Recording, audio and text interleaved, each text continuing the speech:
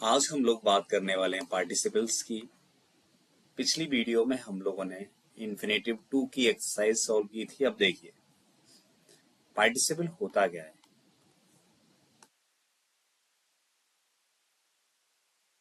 Participle होता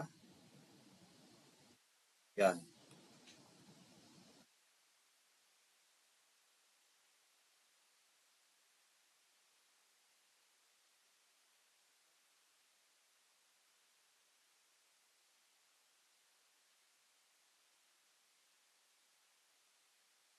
देखिए participles क्या होता है।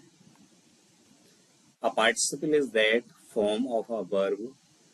पार्टिसिपल क्रिया का वह रूप होता है विच partakes of nature both of a verb and of the an adjective, जो कि एक वर्ब तथा एडजेक्टिव दोनों का कार्य करता है, उसको हम पार्टिसिपल कहते हैं। हिंदी में अर्थ निकालने पर क्रिया के अंत में कर, करके, करता हुआ शब्द आते हैं।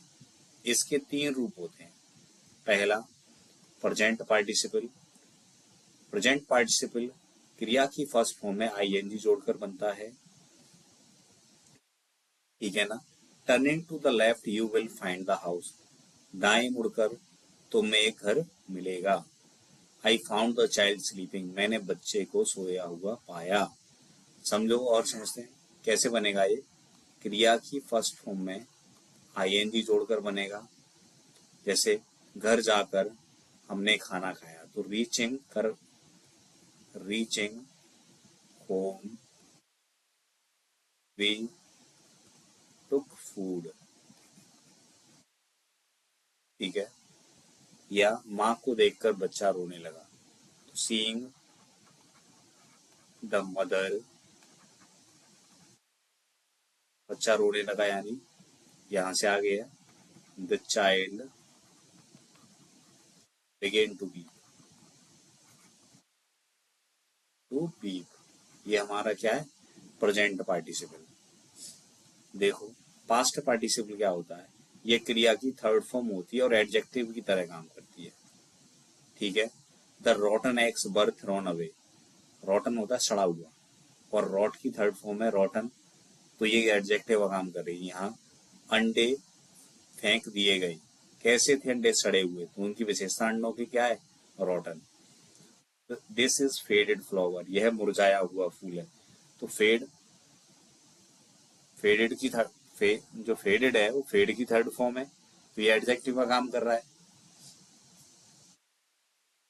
परफेक्ट पार्टिसिपल में हैविंग के साथ क्रिया की थर्ड फॉर्म का यूज करते हैं। क्या, जो परफेक्ट पार्टिसिपल होगा उसमें हैविंग के साथ क्रिया की थर्ड फॉर्म का यूज होगा। देखो इसमें एक काम पूरी तरह से खत्म हो जाता, दूसरा शुरू होता है। जैसे देखो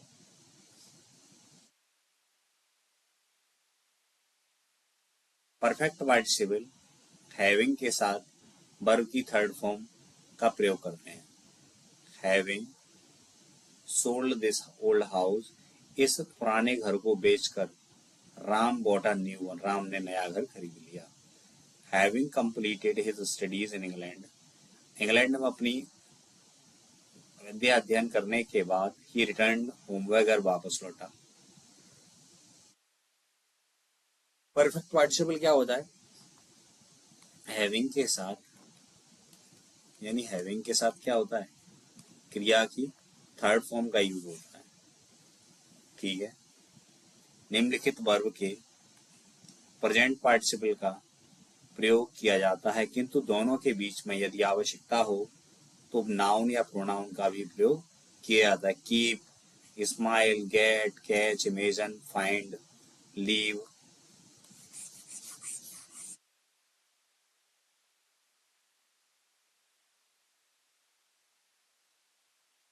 देखो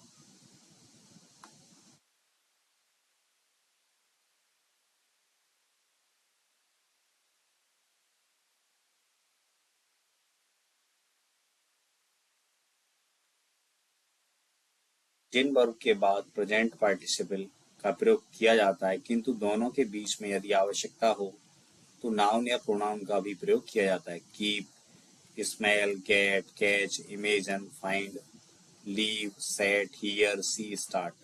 सी set the ball rolling. She set the ball rolling, he kept me waiting, उसने मुझसे इंतजार करवाया। जब प्रेजेंट पार्टिसिपल किसी नाउन की विशेषता प्रकट करता है तो वह उस नाउन के पहले आता है। यानी जब प्रेजेंट पार्टिसिपल किसी नाउन की विशेषता बताता है तो वह उस नाउन से पहले आता है। डॉग्स बार्किंग नहीं होता, बार्किंग डॉग सेल्डम बाइट, भौंकने वाले कुत्ते कम ही काटते हैं। ठीक है, तो बार्किंग डॉग से पहले आया है। यदि पार्टिसिपल द्वारा किया गया कार्य भूतकाल में समाप्त हो गया हो तो वह किसी नाउन की विशेषता या दशा बता रहा होता है, तब पास्ट पार्टिसिपल का प्रयोग उस नाउन से पहले होता है। मतलब कोई काम समाप्त हो चुका है या वो उस क्रिया की विशेषता बता रहा है। जैसे I saw a bird bounded, मैंने एक घायल पक्षी देखा, तो बाउंडेड पहले आएगा। पक्षी की विशेषता क्या होगी? Bounded. I saw a bounded bird. निम्नलिखित वर्ब्स के बाद पहले कोई नाउन या प्रोनाउन आता है और उसके बाद पास्ट पार्टिसिपल आता है। Mind, like, feel, make, get, wish, want, have. She got her house repaired, उसने अपने घर की मरम्मत करवाई। He found the book published, उसने पुस्तक को प्रकाशित पाया।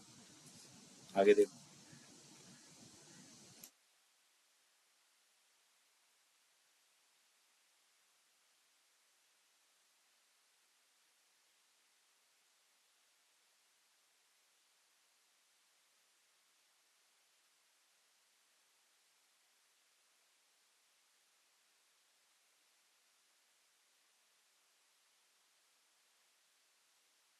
देखिए,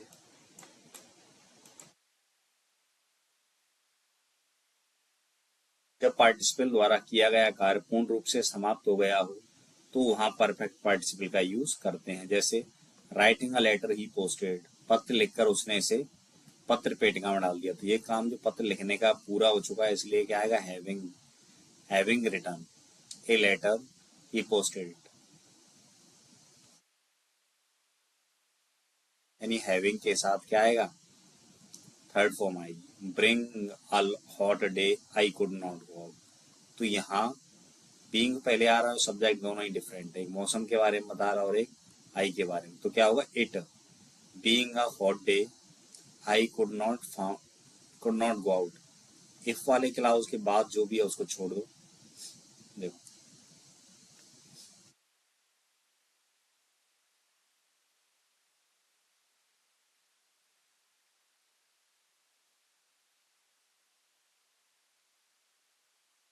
दोनों करता डिफरेंट है, इसलिए it being a hot day today I could not go out.